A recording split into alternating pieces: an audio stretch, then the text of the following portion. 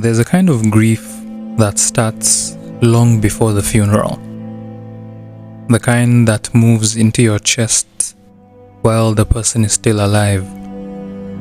They are in the room. Their voice echoes through the walls. But to you, they're already gone. And no one ever warns you how heavy it is to mourn the living. A silence that stretches across years, across rooms, across generations. A wound that forms not in absence, but in the presence that feels like absence. Because the man who raised you was there, at least in the physical sense. His slippers were always by the door. His voice echoed through the house. His shadow lingered over the dining table. But he never really saw you. Not in the way that matters anyway. He knew what you liked to eat, but not what scared you at night. He could tell people your exam scores, but not how your heart walked. He knew your name, but not your soul. He knew your favorite soup, but not the dreams that made you wake up crying into your pillow. You shrunk yourself to fit his silence, and the world clapped for your good behavior. And that's a strange thing to carry, to have a father and still feel fatherless. This grief touches all kinds of children. Sons who shape themselves into silence. Daughters who shrink their softness. Younger ones who wait quietly in corners, trying not to be too much, too loud, too emotional. Because if you grew up in an African household, you probably heard some version of, "Go and meet your mother." Whenever your feelings grew too big, whenever you asked too many questions, whenever you just wanted to be held. So, you learned not to ask, not to feel too deeply. You adapted. You made yourself easier to handle, and the world called it maturity. But it was grief, disguised as obedience. You see, the culture gives fathers room to provide, but not to nurture. They're expected to be pillars, tall, hard, and silent. But what happens when all you needed was for him to sit beside you, look you in the eyes and ask, "How was your day today?" You may have done well in school. You may have heard him boast about your grades to visitors. But when you tried to open your mouth and speak your truth, to say you were scared or confused or just in need of love, he told you to be strong, to be a man, to stop crying. And this is where it especially bonds for the boys. Because sons are not just fathered, they are measured. Your worth becomes tied to how well you perform under pressure. Not how well you love, not how kind you are, but how useful you are. And all the while, you keep performing strength, praying no one sees the cracks. You learn to bleed quietly because there's no medal for the pain that shows. And for daughters, the silence isn't just absence. It's a mirror that won't answer back. You keep staring into it, wondering if he ever truly saw a daughter at all, or just the ghost of the son he wanted instead. You grew up questioning if your voice would have carried further, if your laugh would have landed softer, if he would have stayed close had you been born different.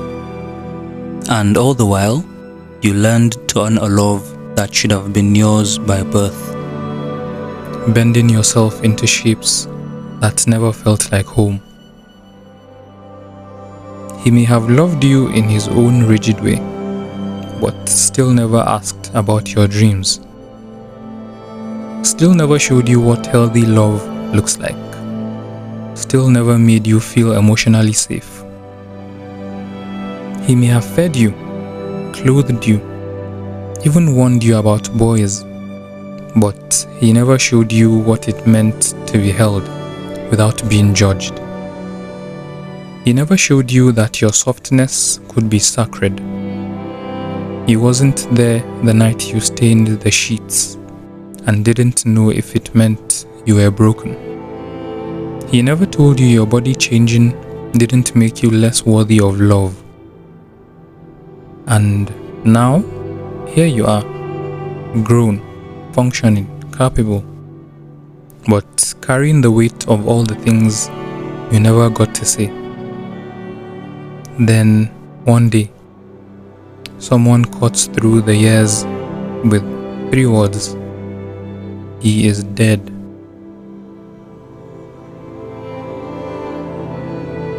Maybe it's sudden.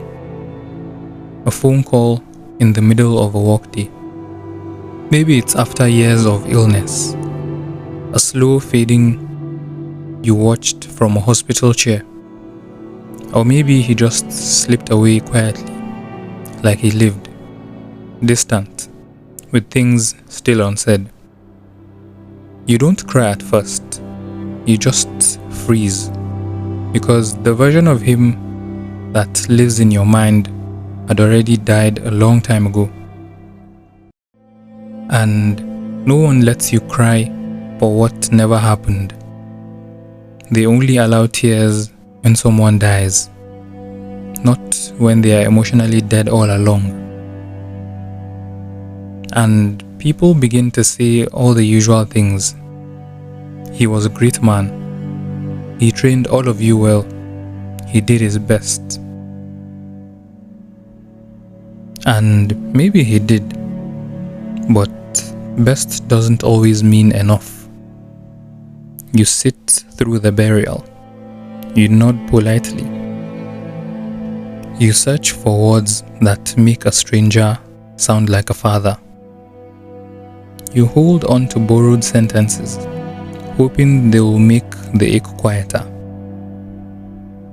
You thank the guests whose small talk keeps your mind from sinking. But inside, you are mourning a man and also mourning a possibility. The version of him you never got. The father you dreamed of. The one who would have hugged you, affirmed you, apologized when he got it wrong. Once, just once, he brought you back a cheap plastic wristwatch from a trip. Bright, fragile, like the version of you that believed he cared.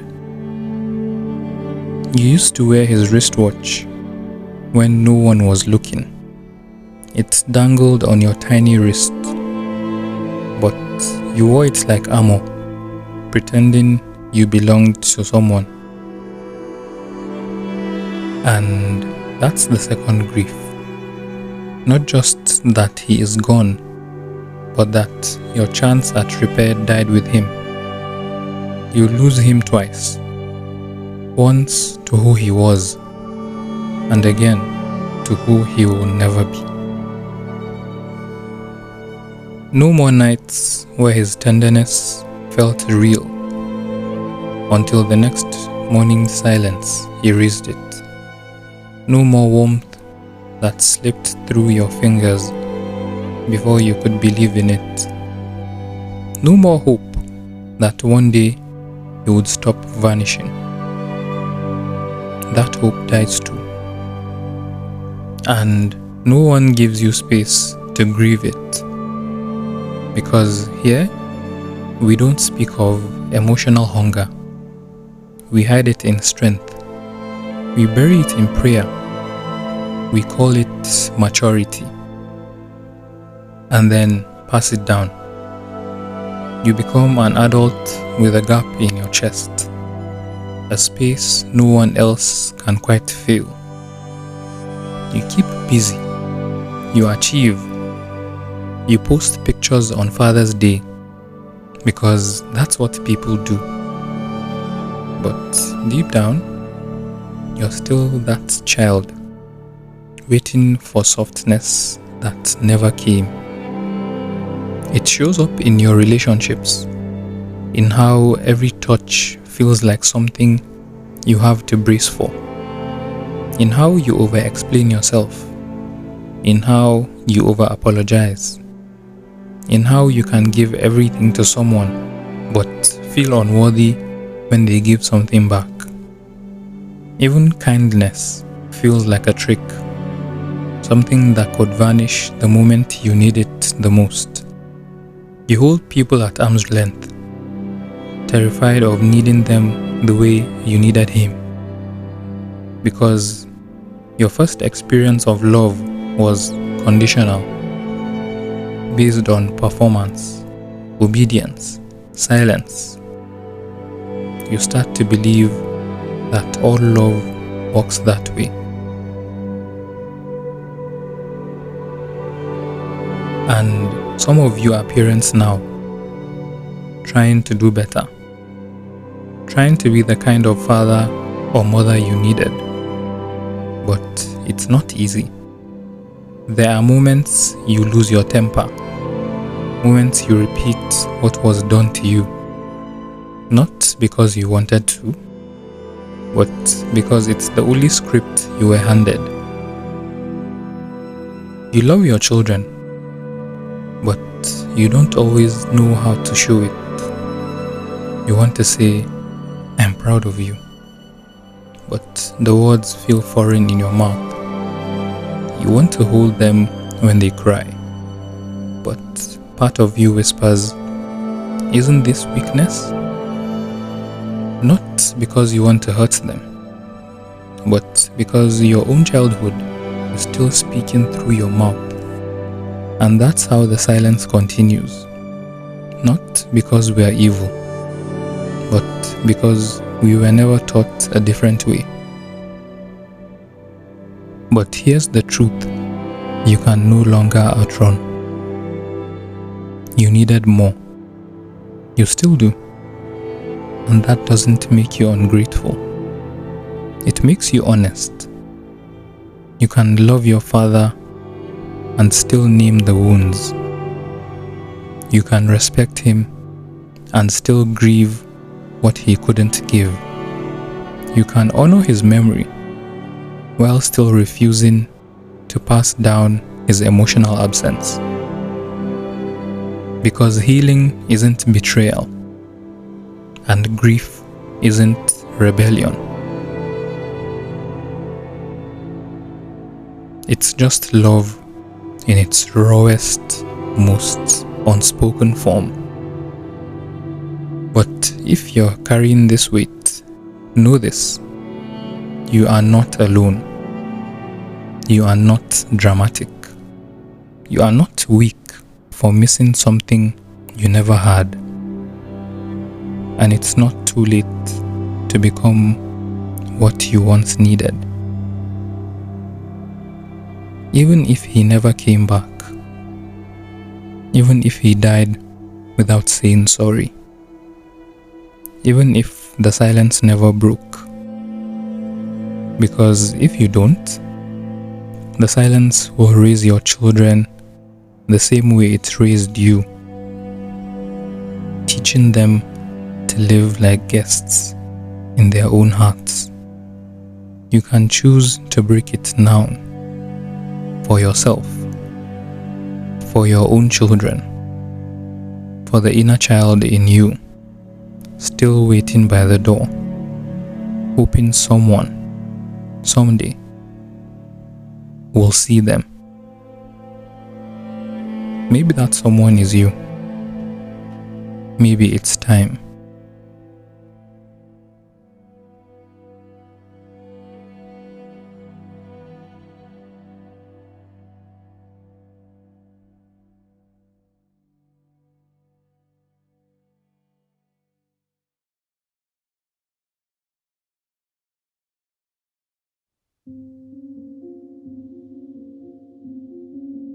I used to pretend you were dead, not because I hated you, but because it was easier to believe that than to accept that you were alive and just didn't choose me. I made up a version of you in my head. He brought me a football. He told me it was okay to cry. He held my face and said, "You're my boy." That version of you loved me without needing me to earn it. And I miss him every day.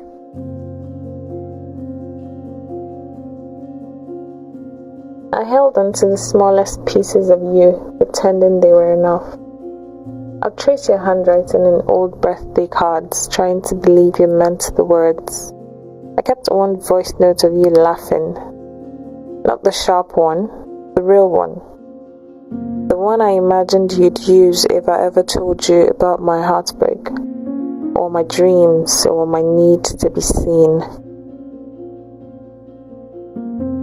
They say you're alive, but you don't feel alive to me. I don't even know what your smile looks like. You feel like a ghost, a shadow that raised me with instructions, not affection. And I keep wondering if something in me made you stay cold. But I know now it wasn't me. I was always lovable, even when you couldn't love me back. And maybe, just maybe, I can love me now. Maybe I don't need you to come back to finally feel chosen. We're no longer begging you to return. We're just grieving what never was and finally making room for what still could be.